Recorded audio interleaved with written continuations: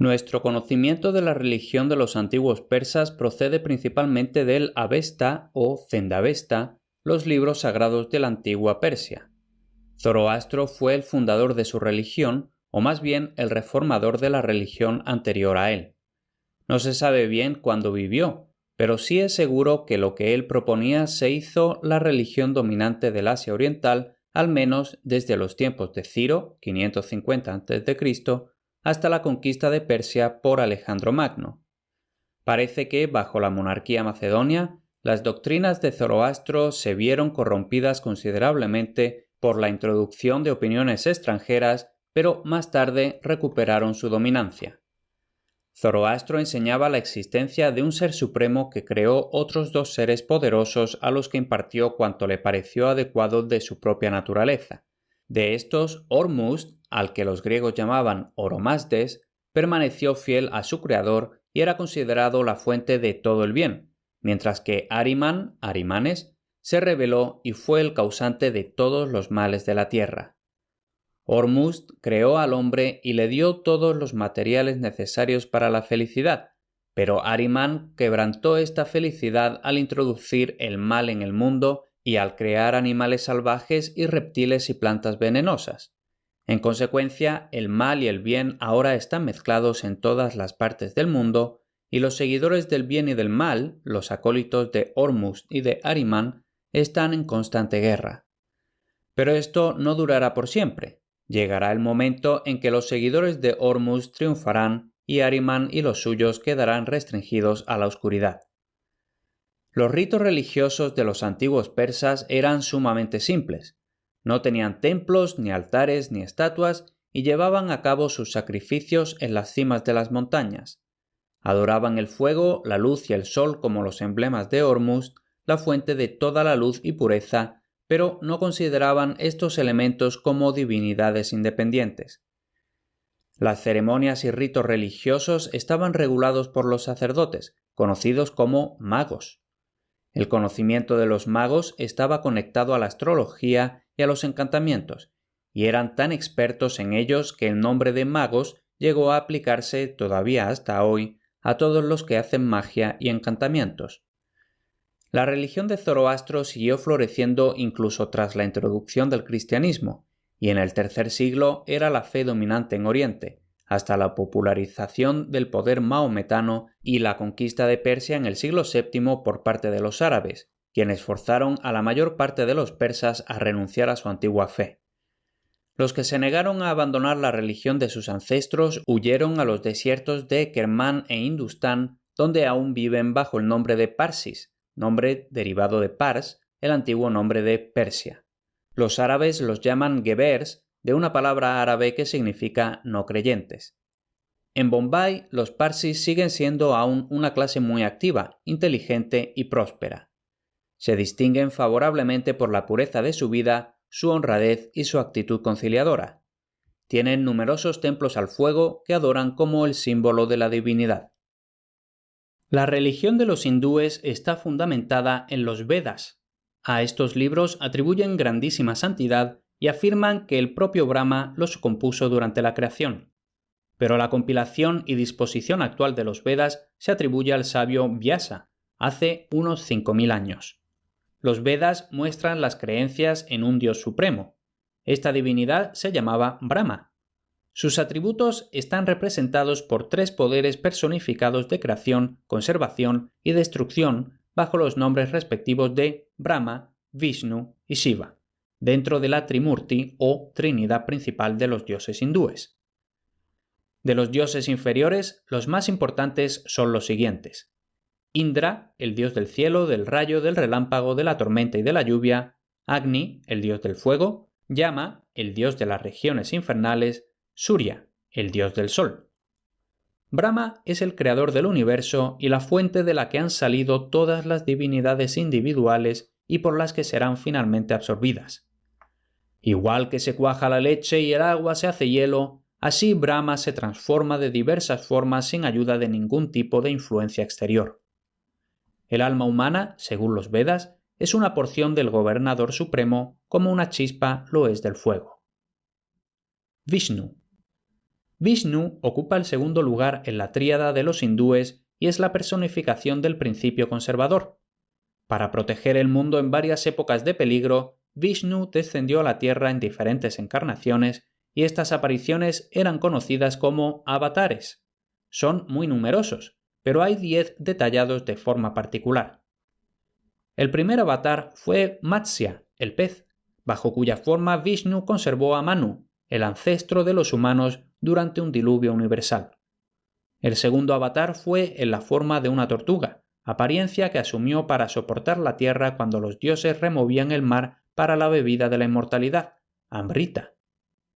Los siguientes avatares eran más o menos parecidos, para proteger a los justos o para castigar a los malhechores. El noveno avatar es el más celebrado de los avatares de Vishnu, pues se apareció en la forma humana de Krishna, un guerrero invencible que por sus hazañas salvó la tierra de los tiranos que la oprimían. Para los seguidores de la religión brahmánica, Buda es considerado como una encarnación engañosa de Vishnu, forma que asumió para inducir a los asuras, oponentes de los dioses, a abandonar las sagradas ordenanzas de los Vedas para que de esa forma perdieran su fuerza y supremacía. El décimo avatar es Kalki, en que Vishnu aparecerá al final de la presente edad del mundo para destruir todo vicio y maldad y para restaurar la virtud y la pureza de la humanidad. Shiva. Shiva es el tercero en la tríada hindú. Es la personificación del principio destructor. Aunque su nombre es el tercero, si tenemos en cuenta la cantidad de sus adoradores y la extensión de su culto, está por delante de los otros. En los Puranas, las escrituras de la religión hindú moderna, no se hace alusión al poder original de este dios como destructor. Ese poder no habrá de actuar hasta que pasen 12 millones de años o cuando el universo llegue a su fin. Y Mahadeva, otro nombre de Shiva, es el representante de la regeneración más que de la destrucción. Los adoradores de Vishnu y Shiva forman dos sectas, cada una de las cuales proclama la superioridad de su divinidad favorita y niega la de la otra. Y Brahma, el creador, tras terminar su trabajo, ya no se considera activo, por lo que ahora tiene un único templo en la India, mientras que Mahadeva y Vishnu tienen muchos. Los adoradores de Vishnu, por lo general, se distinguen por un mayor cariño por la vida y por consiguiente se abstienen de comer animales y sus cultos son menos crueles que los de los seguidores de Shiva. Juggernaut. Las fuentes no se ponen de acuerdo respecto a si los adoradores de Juggernaut han de considerarse entre los seguidores de Vishnu o de Shiva. Su templo está cerca de la costa a unos 500 kilómetros al suroeste de Calcuta. El ídolo está labrado en un bloque de madera con un rostro horroroso, pintado de negro y con la boca abierta y como ensangrentada. Los días festivos el trono de la imagen se sitúa en una torre de unos 18 metros de alto y se mueve con ruedas. Se atan 6 largas cuerdas a la torre y así la gente tira de ella. Los sacerdotes y sus ayudantes se colocan alrededor del trono en la torre y ocasionalmente se vuelven a los adoradores con canciones y gestos. Mientras la torre se va moviendo, muchos adoradores devotos se tiran al suelo para quedar aplastados por las ruedas, y la multitud grita con aprobación, pues lo consideran un sacrificio para el ídolo. Cada año, particularmente en 2 grandes festivales en marzo y julio, los peregrinos se congregan en grandes multitudes en el templo. Se dice que en estas ocasiones, cuando todas las castas comen juntas, se reúnen 70 u 80.000 personas para visitar el lugar. La división de los hindúes en clases o castas, con ocupaciones fijas, existe desde los tiempos más remotos. Algunos suponen que se instauró por derecho de conquista. Las 3 primeras castas están compuestas de un pueblo originariamente extranjero que sometió a los nativos del país, que son la casta inferior. Otros dicen que es simplemente por el ánimo de perpetuar de generación en generación, de padre a hijo, determinados oficios y ocupaciones. La tradición hindú dice lo siguiente del origen de las diversas castas. Con la creación, Brahma decidió dar a la tierra habitantes que debían ser emanaciones directas de su propio cuerpo. Por tanto, de su boca salió el nacido en primer lugar, Brahma, el sacerdote, a quien confió los 4 Vedas. De su brazo derecho salió Kshatriya, el guerrero, y del izquierdo la esposa del guerrero. De los muslos de Brahma salieron los Vaisyas, hombres y mujeres, agricultores y mercaderes, y por último salieron de sus pies los Sudras, trabajadores de otros tipos. Los 4 hijos de Brahma, llegados al mundo de semejante forma, fueron los padres de los humanos y los antepasados de sus respectivas castas. Se les ordenó que tuvieran en cuenta que los 4 Vedas contienen todas las normas de su fe y todo lo necesario para guiarlos en las ceremonias religiosas. También se les ordenó que se organizaran según su nacimiento, y por eso los brahmanes eran los superiores, pues habían salido de la cabeza de Brahma. Hay una gran diferencia entre las 3 primeras castas y los Sudras. A los primeros se les permite conocer los Vedas, lo cual no está permitido a los Sudras. Los brahmanes ostentan el privilegio de enseñar los Vedas y en tiempos pasados eran los únicos en posesión de todo el conocimiento. Aunque el soberano del país se elegía de entre la clase kshatriya, también conocidos como Rajputs, los brahmanes poseían el verdadero poder y eran los consejeros reales, los jueces y magistrados del país. Sus personas y propiedades eran inviolables, y aunque cometieran los peores crímenes, la máxima pena para ellos era el destierro. Debían ser tratados por los soberanos con gran respeto, pues un brahman, ya sea culto o ignorante, es una divinidad poderosa. Cuando el brahman llega a la madurez, tiene la obligación de casarse. Debía de recibir manutención de los ricos y no verse obligado a obtener sustento con el trabajo de sus manos ni ninguna ocupación productiva. Pero como todos los brahmanes no podían vivir a costa de las clases trabajadoras de la comunidad, se vio necesario que participaran en empleos productivos. Hay poco que decir de las 2 clases intermedias, cuyos privilegios pueden suponerse con facilidad a partir de sus ocupaciones. Los Sudras, o 4ª clase, debían servir a las clases más altas, especialmente a los brahmanes, pero podían tener ocupaciones mecánicas y de artes prácticas como pintar y escribir, o hacerse mercaderes o granjeros. Por consiguiente, a veces se hacían ricos, igual que ocurría a veces que los brahmanes se hacían pobres. Como era de esperar, la situación acababa con los Sudras ricos dando trabajo no especializado a los brahmanes pobres. Hay una clase aún más baja que los Sudras, pues no es una de las clases puras originarias, sino que sale de la unión no autorizada de individuos de castas diferentes. Se trata de los parias, que se dedican a los trabajos más bajos y son tratados con gran severidad. Se los obliga a hacer lo que nadie más quiere hacer sin contaminarse. No solo se los considera impuros en sí mismo, sino que vuelven impuro aquello que tocan. Están privados de todo derecho civil y especialmente estigmatizados por leyes particulares que regulan su modo de vida, sus casas y sus muebles. No se les permite visitar las pagodas o templos de las otras castas, pero tienen sus propias pagodas y actos religiosos.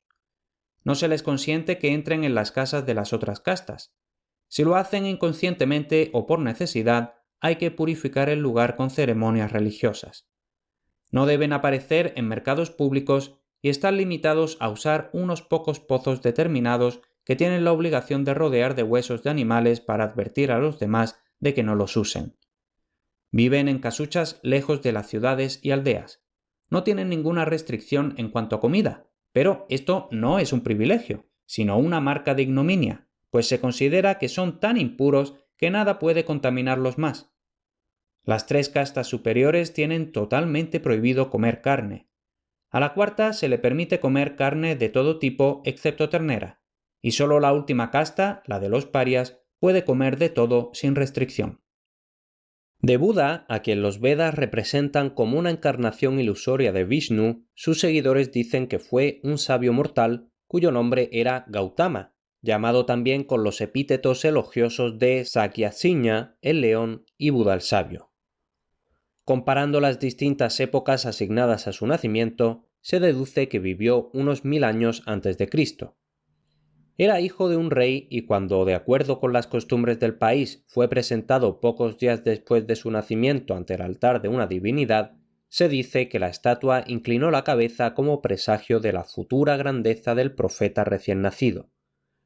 El niño pronto desarrolló facultades de primera magnitud y se distinguió igualmente por la belleza poco común de su persona.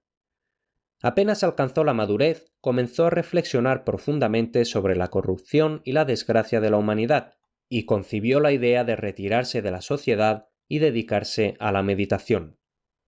Su padre se opuso en vano a este designio. Buda escapó a la vigilancia de sus guardias y, habiendo encontrado un retiro seguro, vivió durante 6 años sin que nadie le molestara en sus devotas contemplaciones. Al cabo de ese periodo se presentó en Benarés como maestro religioso. Al principio, algunos de los que le escucharon dudaron de su sensatez, pero sus doctrinas pronto cobraron crédito y se propagaron tan rápidamente que el propio Buda vivió para ver cómo se extendían por toda la India. Murió a la edad de 80 años. Los budistas rechazan por completo la autoridad de los Vedas y las prácticas religiosas prescritas en ellos y observadas por los hindúes. También rechazan la distinción de castas, prohíben todos los sacrificios sangrientos y permiten la ingestión de alimentos de origen animal. Sus sacerdotes son elegidos de entre todas las clases. Se espera de ellos que se procuren su sustento peregrinando y mendigando, y entre otras cosas es su deber esforzarse por dar algún uso a las cosas desechadas como inútiles por otros y descubrir el poder medicinal de las plantas. Pero en Ceilán se reconocen 3 órdenes de sacerdotes. Los de la orden superior suelen ser hombres de alta cuna y erudición y son mantenidos en los templos principales, la mayoría de los cuales han sido ricamente dotados por los antiguos monarcas del país. Durante varios siglos después de la aparición de Buda, su secta parece haber sido tolerada por los brahmanes, y el budismo parece haber penetrado en la península del Indostán en todas direcciones y haber sido llevado a Ceilán y a la península oriental. Pero después tuvo que soportar en la India una persecución prolongada, que finalmente tuvo el efecto de abolirlo por completo en el país donde se había originado y, en cambio, de dispersarlo ampliamente por los países adyacentes. El budismo parece haber sido introducido en China hacia el año 65 de nuestra era. Desde China se extendió posteriormente a Corea, Japón y Java. El Dalai Lama. Es doctrina tanto de los hindúes brahmánicos como de la secta budista que el confinamiento del alma humana, emanación del espíritu divino, en un cuerpo humano supone un estado de desdicha y es consecuencia de flaquezas y pecados cometidos durante existencias anteriores. Pero sostienen que han aparecido en esta tierra de vez en cuando algunos pocos individuos, no bajo la necesidad de la existencia terrestre, sino que descendieron voluntariamente a la tierra para promover el bienestar de la humanidad. Estos individuos han asumido gradualmente el carácter de reapariciones del propio Buda, en cuya función continúa la estirpe hasta nuestros días, en los diversos lamas del Tíbet, China y otros países donde prevalece el budismo. Como consecuencia de las victorias de Genghis Khan y sus sucesores, el lama residente en el Tíbet fue elevado a la dignidad de sumo pontífice de la secta. Se le asignó una provincia separada como territorio propio y, además de su dignidad espiritual, se convirtió hasta cierto punto en monarca temporal. Se le llama Dalai Lama. Los primeros misioneros cristianos que se dirigieron al Tíbet se sorprendieron al encontrar allí, en el corazón de Asia, una corte pontificia y otras instituciones eclesiásticas similares a las de la Iglesia Católica Romana.